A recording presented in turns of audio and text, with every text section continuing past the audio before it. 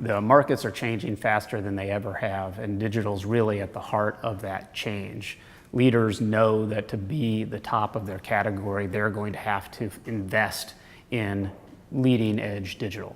Design thinking takes into consideration user needs, business objectives, as well as technology to then create an innovative solution for your client. This is not rocket science, right? Design thinking is the way that we all really should ideally solve problems, which is deeply understanding our users before we start to understand what the problem is and then go out and craft solutions.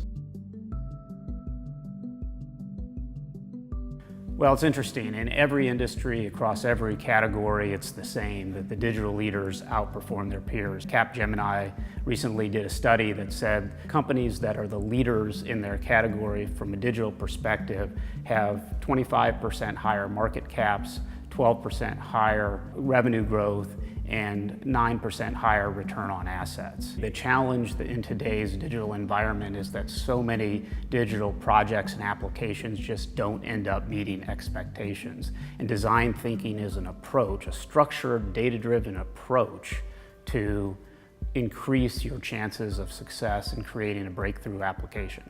Unfortunately, in today's world, so many applications fail, and design thinking can be the difference between success and failure. Well, we hope it delivers value right out of the gate, but that's part of that is relevant to our kind of robust upfront strategic process and understanding what those user needs and motivations are. So as we go and continue to optimize, we expect that we'll continue to drive value on an ongoing basis. It's not a one and done execution that we talk about, at least generally for the work that we're doing in the digital space. Digital changes constantly, and what's true today may not be true in 6 months. And so as we go, yes, we'll get to a point where we'll have a product out in the marketplace, but at that point we need to monitor with analytics, monitor trends in the industry and in the marketplace to make sure that we're continually optimizing along that journey. Being accountable for our work at the end of the process means that we have to have a high level of confidence in where we're headed to solve for any particular challenge. Also understanding and acknowledging upfront with our clients that we don't know everything. Yes, we have expertise, we'll offer thought leadership in this space, but at the end of the day, your users are the ones that are going to be using this thing that we're going to be delivering. And so being accountable to them is critical. Customer behaviors are changing because they're making information-based decisions and being influenced highly by social media. We know that 60% of Americans today get their news from Facebook and Twitter. Their expectation is personalization, automation, socialization, and data-driven applications. Exposure to leading software has created a baseline expectation for applications and websites. 85% of people will not return to an application or website after one poor experience. Customer expectations are evolving. They expect communication and feedback, and design thinking is the way that we feel like we can solve that. We take design thinking very seriously because it has user needs at the center of problem solving. So in design thinking, we have 5 phases. There is empathy for the user, defining the problem, ideation, prototyping, and testing. All of the phases should be used holistically and iteratively in order to use this process successfully. So design thinking first and foremost is really about empathy for users, right? Beyond that, it's a collaborative process, it's an iterative process, it's a process where we're not afraid to fail. The best way to understand user needs is really to ask them, quite simply. Oftentimes though, they won't know what their actual needs are, and in that case, what we can do is observe them in the wild, and so that's what ethnographers do, that's what we also do as user experience professionals. Before we jump to solutions, we always want to make sure that we know what the problem is.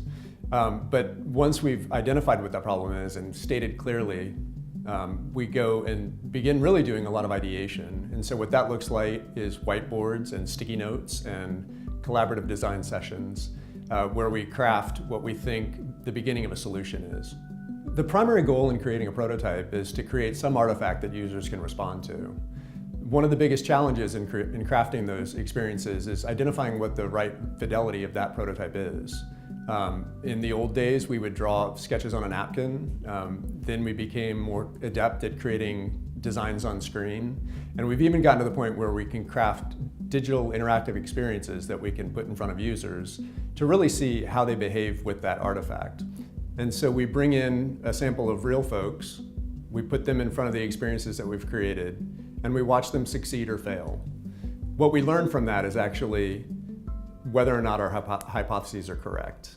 User experience is brand experience. Every time someone comes to an experience that you create for them, they have a goal in mind. And when they accomplish that goal successfully, it creates a positive brand impression. Every time a user interacts with you, whether they're in-store, online, wherever they encounter your brand, that's adding to the brand bank. It's adding to a memory of hopefully a positive experience or a negative one.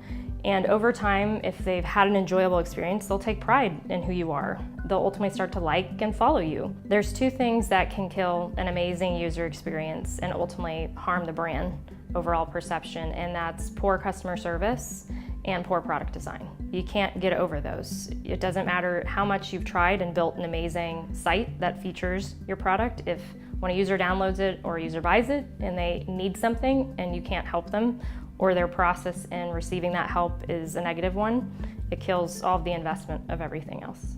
Value in design thinking is being predictive versus descriptive. It's leading versus assuming.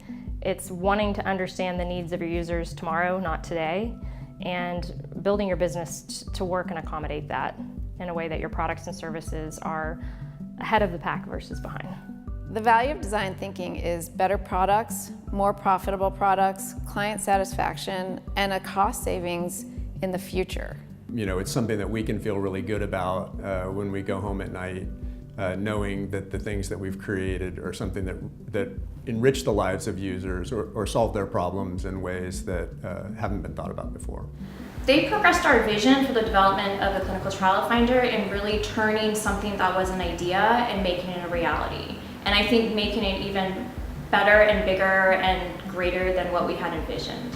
There are many challenges that exist in deploying this method, but the primary thing that we see at Springbox is upfront convincing our customers that they ought to spend the extra time and the extra resources to do it right. And ultimately, that's our goal, is to help them figure that out up front. And ultimately, we have story after story of customers coming back to us years later after we've helped them launch a very successful application saying, boy, I'm so glad we did this right, because ultimately, at the end of the day, it was the difference between success and failure. The value of design thinking is that it increases the probability of the success of your application.